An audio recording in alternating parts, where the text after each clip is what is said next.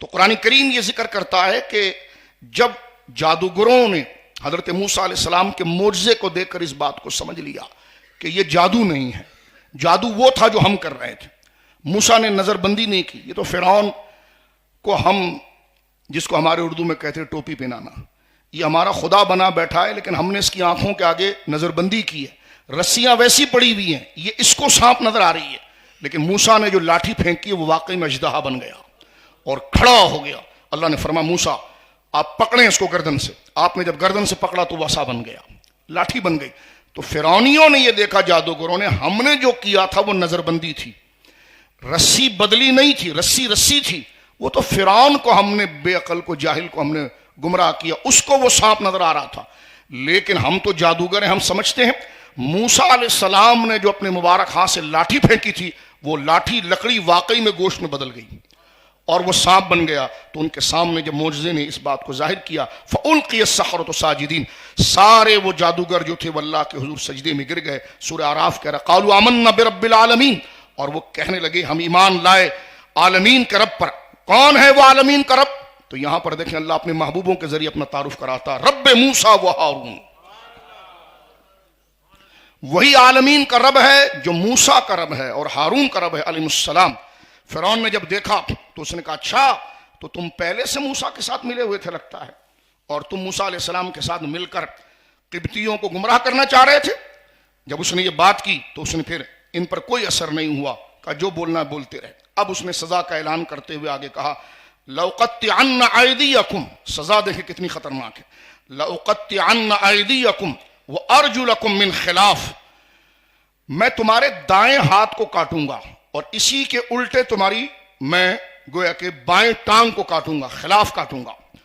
اور ثُمَّ لَأُصَلِّبَنَّكُمْ أَجْمَعِينَ، اور اسی طرح یہ جو تمہاری ایک ٹانگ اور ایک ہاتھ بچ گیا ہے اسی طرح لٹکا دوں گا میں تمہیں کھجور کے درخت کے اوپر، اور تم وہاں پر تمہارا خون ٹپکتا رہے گا اور تم تڑپ تڑپ کے تم وہاں مر جاؤ گے۔ یعنی اتنی دردناک سزا کی جب اس نے دھمکی دی کہ تم تڑپ تڑپ کر سسک کر مر جاؤ گے۔ حق جب دل میں اتر جاتا ہے اور انسان کی رگ و پے کے اندر صلاحیت کر جاتا ہے تو انسان کیا سے کیا بن جاتا ہے۔ انہوں نے سر اٹھا کر کہا اور تلوار لے کر جلاد آ گئے، انہوں نے کہا انہوں نے کہا جو کرنا ہے کر، قالوا انا، وہ سارے جو حضرت موسیٰ کے ہاتھ پر وہ جادوگر مسلمان ہو چکے تھے، انہوں نے کہا ہمیں کوئی پرواہ نہیں ہے، انا الی ربنا منقلبون، اور ہم اپنے رب کی طرف پلٹ کے تو چلے ہی جائیں گے۔ یہ آگے کا جواب دیکھیں جو آخرت کا جو حضور نے فرمایا میرے اور آپ کے۔ پھر آگے انہوں نے اور جواب، اس کی دھمکی میں آنے کے بجائے آگے سے بات کی، وما تنقم منا، تو ہمارے لیے کیا ناپسند کر رہا ہے، ایمان لانا ناپسند کر رہا ہے، تیری غلامی، تجھے خدا ماننا، تجھے حکم ماننا، تجھے مطلق المنان انان ماننا، تیری دھمکی سے ڈرنا۔ فرما وما تنقم منا الا ان آمنا بآیات ربنا لما جاءتنا، جبکہ حق ہمارے سامنے آ گیا ہو تو ہم اس رب پر ایمان لائیں گے یا تیری طرف جائیں گے؟ ہماری یہ بات تجھے بری لگ گئی ہے تو کہا ربنا افرغ علینا صبرا، کیونکہ امتحان سامنے کھڑا ہو گیا، کلاڑے لائے گئے، ان کو گھیر لیا گیا، ہتھکڑیاں کی، زنجیروں کی آوازیں آنا شروع ہو گئی، سامنے پورا منظر بن گیا، اور کلاڑے بڑے بڑے لے کر جب جلات آ گئے تو ان جو مسلمان ہوئے تھے فرعونی جادوگر حضرت موسیٰ اور ہارون کے ہاتھ پر، جب انہوں نے واقعی میں دیکھا کہ یہ تو بالکل چند سیکنڈوں کے بعد ہونے والا ہے، تو انہوں نے کہا ربنا، اب دیکھیں کیا دعا کی، فرمایا ربنا افرغ علینا صبرا، اے اللہ صبر کو ہم پر انڈھیل دے، صبر کو ہم پر انڈھیل دے، اس مشکل ترین حالات میں ہمیں صبر عطا فرما، وتوفنا مسلمین، اور ہمارا خاتمہ ان لوگوں کے ساتھ کرنا مولا کریم جو صابرین میں سے ہیں، ان مشکل ترین لمحوں میں ہمیں صبر عطا فرما، اور جب ہماری روح ہمارے پیکر خاکی سے نکلے تو لبوں پر تیری توحید کی شہادت ہو۔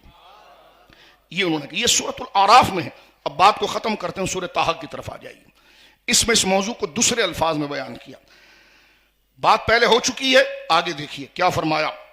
لَأُقَطِّعَنَّ أَيْدِيَكُمْ وَأَرْجُلَكُمْ مِنْ خِلَافٍ، یہ سورہ طٰہٰ میں ہے، یہ 16واں پارہ ہے۔ فرمایا کہ میں تمہارے ہاتھ کو کاٹوں گا دائیں طرف سے اور پاؤں کو کاٹوں گا بائیں طرف سے، خلاف کاٹوں گا، اور فرمایا وَلَوْصَلِّبَنَّكُمْ فِي جُذُوعِ النَّخْلِ، میں کھجور کے تنے کے اوپر تمہیں ٹنگا دوں گا، وَلَتَعْلَمُنَّ أَيُّنَا أَشَدُّ عَذَابًا وَأَبْقَىٰ، تمہیں اندازہ ہو جائے گا کہ شدید ترین عذاب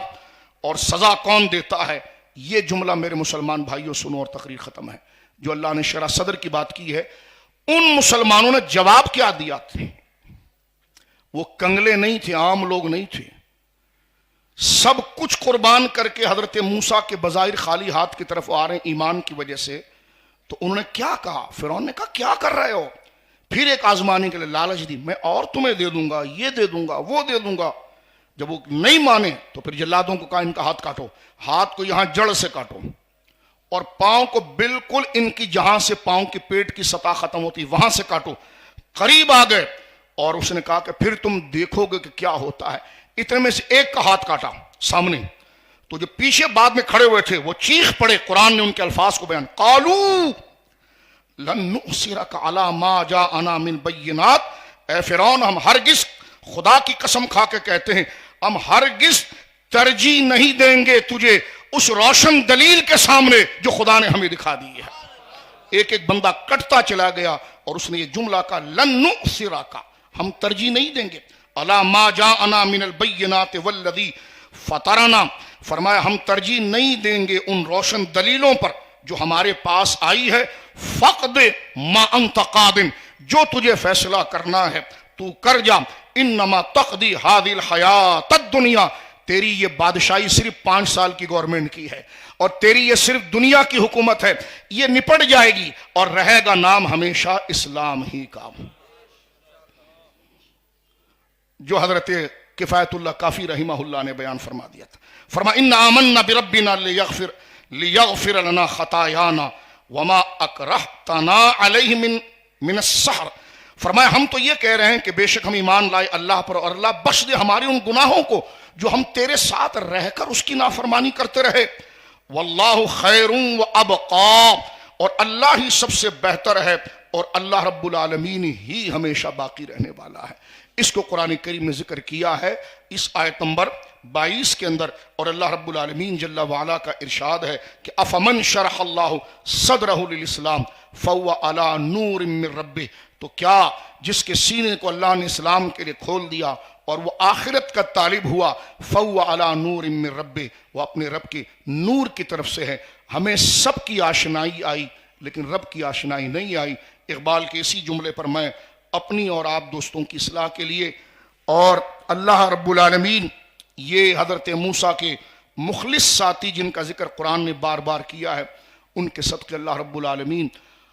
اپنے ذکر کی لذت اور اپنی توحید اور اپنی حاکمیت جس طرح اس کی ہے، ہر ظالم جابر کے سامنے اس کے حکم اور اسی رب کی حاکمیت کو بیان کرنے کی یہ لذت ہمیں بھی عطا فرمائے۔ جو اصل اس سجدہ ہمیں سکھاتا ہے، یہ نمازوں میں کھڑا ہونا سکھاتا ہے۔ اقبال نے کمال کی بات کی، غالب پہلے کہہ گیا تھا کہ جان دی ہوئی سے 5 سالہ گورنمنٹ نے نہیں دی، اللہ نے دی، فرمایا جان دی ہوئی اسی نے ہے، اسی کی ہے۔ حق تو یہ ہے کہ حق ادا نہ ہوا، اقبال کہتے ہیں دو عالم سے کرتی ہے بیگانہ دل کو۔ کمال کا جملہ کہہ گئے، ساری آیتوں کو آپ نے ایک جملے میں جمع کیا، کہتے ہیں اس کے مضمون کو کہ دو عالم سے کرتی ہے بیگانہ دل کو، عجب چیز ہے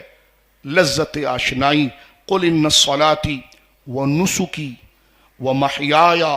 و مماتی للہ رب العالمین۔ اللہ ہمیں قرآن کے اس کامل نور سے ہمیں آشنائی اور ہماری قوم کو آشنائی اور اس پر عمل کی توفیق عطا فرمائے۔